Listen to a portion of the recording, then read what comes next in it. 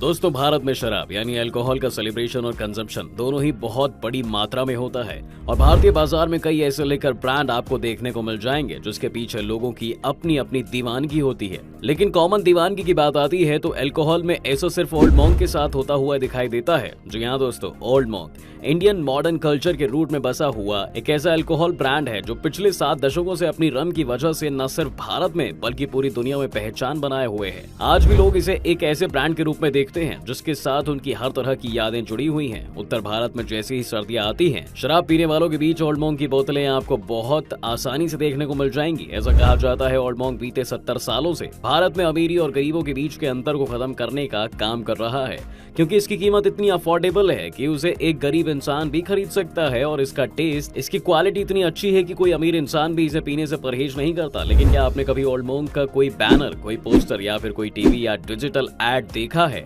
जिसमें इस ब्रांड को प्रीमियम सोडा या पानी के तौर पर एडवर्टाइज किया जाता है? आपने बिल्कुल नहीं देखा होगा, क्योंकि आज तक इस ब्रांड ने अपनी एडवर्टाइजमेंट पर 1 रुपए का खर्चा भी नहीं किया। उसके बावजूद भी आज ये लोगों का सबसे फेवरेट ब्रांड है। दोस्तों, इस ब्रांड की शुरुआत और उसकी कहानी पर नजर डालें तो एक दिलचस्प किस्सा बनता है। दोस्तों, 19वीं सदी की शुरुआत में ही मुंबई और कोलकाता की गर्मी को न सह पाने वाले अंग्रेजों के लिए भारत में हिल स्टेशन की तलाश शुरू हो गई, जिसमें शिमला अंग्रेजों का प्रिय स्थल बन गया, जो एक दौर में अंग्रेजों का समर कैपिटल भी हुआ करता था। इसी दौर में शिमला में एक और आदमी की एंट्री हुई। उसका नाम था एडवर्ड अब्राहम डायर, जो एक ट्रेंड इंजीनियर होने के साथ साथ बियर बनाने का शौक भी रखता था और बियर पीने का शौक पूरे ब्रिटिश आर्मी और अफसरों को भी था। लेकिन उस जमाने में भारत में किसी तरह की बियर नहीं बनती थी, इसीलिए उस समय बियर इंग्लैंड से मंगाई जाती थी, जो काफी महंगी पड़ती थी। इसलिए ब्रिटिश अधिकारियों ने शिमला और मसूरी में बियर बनाने की कोशिश की, लेकिन सब फेल हो गया। लेकिन इंजीनियर साहब यानी डायर ने फिर भी एक आखिरी कोशिश करने की सोची। उसने इंग्लैंड और स्कॉटलैंड से डिस्टिलरी और ब्रूरी का सामान भरा और एक जहाज में लाद कर भारत पहुंच गया। काफी खोजबीन के बाद उसने शिमला के पास कसौली को चुना और यहाँ शराब की ब्रूर डाल दी। कसौली में शराब बनाने के फायदे 2 थे। यहाँ का मौसम स्कॉटलैंड जैसा था और ये स्कॉटलैंड जैसी स्कॉच विस्की बनाने के लिए सबसे बेहतरीन जगह थी। इसके अलावा कसौली का पानी बियर और विस्की के टेस्ट को बढ़ाता था। इस तरह कसौली में पहली ब्रूर बनी। लेकिन इस तरह शराब की फैक्ट्री शुरू हो जाने के बाद कसौली में धीरे धीरे आकर लोग बसने भी लगे थे, जिससे धीरे धीरे कसौली की जनसंख्या बढ़ गई। जनसंख्या बढ़ने की वजह से इस इलाके में पानी की कमी होने लगी, इसलिए डायर ने ब्रूरी को कसौली में शिमला के और करीब यानी सोलन में शिफ्ट कर दिया था, क्योंकि सोलन शिमला से ज्यादा नजदीक था और यहाँ स्प्रिंग वाटर बहुत ज्यादा मात्रा में मौजूद था। इसलिए सोलन डायर को और पसंद आ गया, जिसके बाद 1850 में डायर एशिया की पहली बियर बनाने में सफल हुआ और उसने उसे नाम दिया लायन। आने वाले समय में डायर ने शिमला, रावलपिंडी, बर्मा, कोटा में भी शराब बनाने की फैक्ट्री डाली और 1855 में अपनी कंपनी का नाम डायर ब्रूरीज रख दिया। डायर का बिजनेस खूब फूला फला, जिसके कारण वो 1860 में अपने परिवार के साथ ही शिमला में ही शिफ्ट हो गया। यहाँ उसने एक घर खरीदा और उसे नाम दिया डायरटन। पास ही एक ब्रूरी भी बनवाई। इस एरिया को शिमला में बियर नाम से जाना जाता था। 1864 में डायर के घर एक औलाद हुई। नाम पड़ा रेजिनल्ड एडवर्ड हैरी डायर, जो आगे चलकर जलियांवाला बाग का कसाई इस नाम से बदनाम हुआ। रेजिनल्ड डायर ने शिमला के बिशप कॉटन स्कूल, जिसे BCS स्कूल के नाम से भी जाना जाता था, जो आज भी भारत के टॉप बोर्डिंग स्कूल में से एक है, वहां पर उसने अपनी पढ़ाई की थी। जिसके बाद वो मेडिसिन की पढ़ाई के लिए आयरलैंड चला गया। बाद में उसने मिलिट्री ज्वाइन कर ली। खैर, उसके बाद भी जनरल डायर के पिता भारत में ही रहे। लेकिन 1887 में एक और ब्रिटिश उद्योगपति HG मेकन भारत आए और उन्होंने अपना धंधा शुरू करने के लिए शिमला और सोलन की ब्रूरीज को खरीद लिया। खैर, सदी बदली और 1903 में जब सोलन तक रेलवे लाइन पहुंची तो यहाँ बनने वाली शराब पूरे भारत में भेजी जाने लगी। शराब तो खूब बिकने लगी, लेकिन फर्स्ट वर्ल्ड वॉर के बाद और खासकर जलियांवाला बाग कांड के बाद डायर नाम बदनाम हुआ और कुछ ऐसा बदनाम हुआ कि पूरा देश ही डायर को मार देने की फिराक में था। इसलिए डायर की जितनी भी शराब की ब्रूरीज थी उसे मीकेन कंपनी ने एक्वायर कर लिया और कंपनी का नाम पड़ गया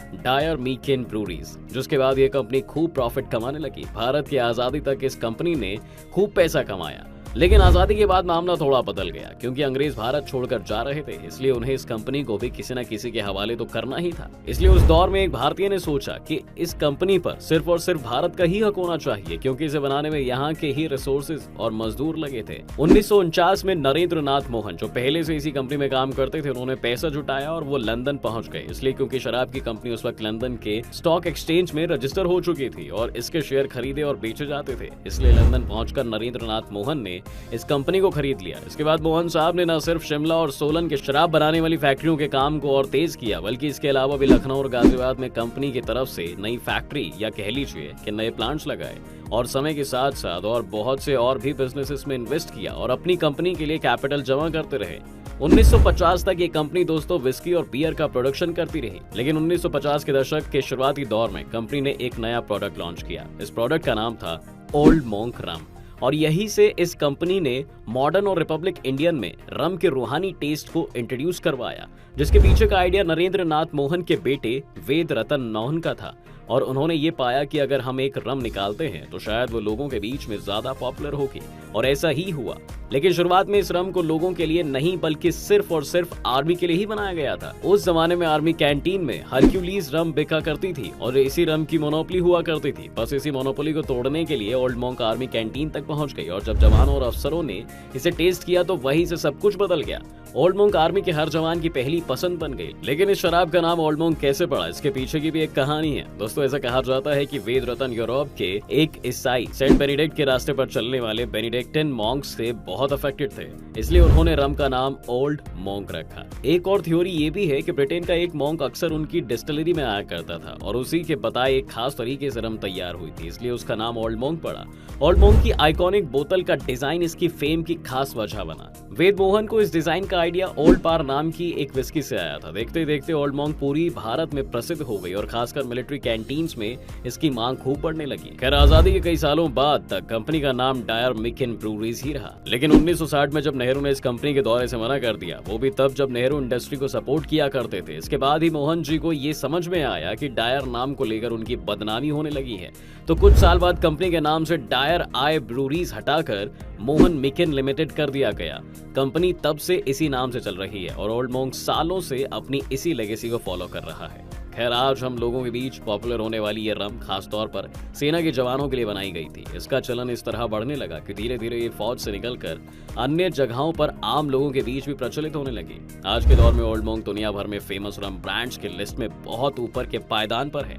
हालांकि कुछ साल पहले ये अफवाह भी उड़ी थी कि ये रम का ये लोकप्रिय ब्रांड बंद होने वाला है, लेकिन कंपनी ने ऐसी हर अफवाह को कोरा झूठ साबित कर दिया और कंपनी के मालिकों ने ये साफ कर दिया कि ओल्ड मोंक अभी चलता रहेगा। बात अगर एडवर्टाइजमेंट की करें तो इस कंपनी की जो पॉलिसी है वो यह है कि इस रम को सिर्फ और सिर्फ उसका स्वाद ही एडवर्टाइज कर सकता है, इसके अलावा और कोई तरीका नहीं है जिससे ओल्ड मोंक को एडवर्टाइज किया जाए। और इस बात को लेकर के मोहन ब्रदर्स इतने क्लियर हैं कि साफ साफ कहते हैं कि कंपनी जब तक उनके हाथों में है तब तक वह इस ब्रांड का कोई भी एडवर्टाइजमेंट कभी भी नहीं करेंगे। संतों के सीक्रेट ड्रिंक से प्रेरित ये रम आज की तारीख में रूस, America, Britain, Germany, Japan, UAE, Estonia, Finland, New Zealand, Canada, Kenya, Zambia, Cameroon, Singapore, Malaysia जैसे करीब 50 देशों में सप्लाई की जाती है। इसकी लोकप्रियता इतनी है दोस्तों कि 2002 में सामने आए एक आंकड़े के अनुसार एक साल में इसकी 80 लाख बोतलें बेची जा चुकी थी। ओल्ड मोंक के कई दीवाने तो इसे रेगुलर यूज मेडिसिन के नाम से भी जानते हैं। ओल्ड मोंक को सफलता की ऊंचाइयों तक पहुंचाने वाला रिटायर्ड ब्रिगेडियर कपिल मोहन भले ही सेना में होने के साथ साथ इतनी बड़ी शराब कंपनी के मालिक रहे, लेकिन उन्होंने खुद कभी शराब को हाथ तक नहीं लगाया। इस रम की लोकप्रियता का अंदाजा आप इस बात से लगा सकते हैं कि इसके दम पर कपिल मोहन ने लिकर किंग कहे जाने वाले विजय माल्या को पछाड़ दिया था। अपना एडवर्टाइजमेंट ना करके पॉलिसी की वजह से कंपनी को काफी नुकसान भी हुआ। 2002 तक जो कंपनी भारत में सबसे ज्यादा रम बेचा करती थी वह आगे आने वाले सालों में अपनी बादशाहत को नहीं बचा सकी, क्योंकि 2002 में ही मैकडोवेल ने सेलिब्रेशन नाम की एक रम को इंडियन मार्केट में लॉन्च कर दिया। लेकिन लॉन्च के साथ साथ दोस्ती यारी के नाम पर ऐसा एडवर्टाइजमेंट किया कि आने वाले सालों में ही इसने ओल्ड मोंक से ज्यादा रम बेचने का रिकॉर्ड बना दिया। इस कंपनी की एडवर्टाइजमेंट ऐसी थी, इसका लोगों के बीच पॉपुलर होना बहुत आसान था। यही कारण था कि 2018 के आसपास ओल्ड मोंक के बंद होने की अफवाह उड़ने लगी थी। खैर ओल्ड मोंक बंद होती है या नहीं ये बात तो कंपनी के मालिक ही तय कर सकते हैं, लेकिन आपको ये रम कितनी पसंद है आप हमें कमेंट में जरूर बताएं। साथ ही इस वीडियो को लाइक और शेयर करना बिल्कुल ना भूलें और चैनल को सब्सक्राइब जरूर करें।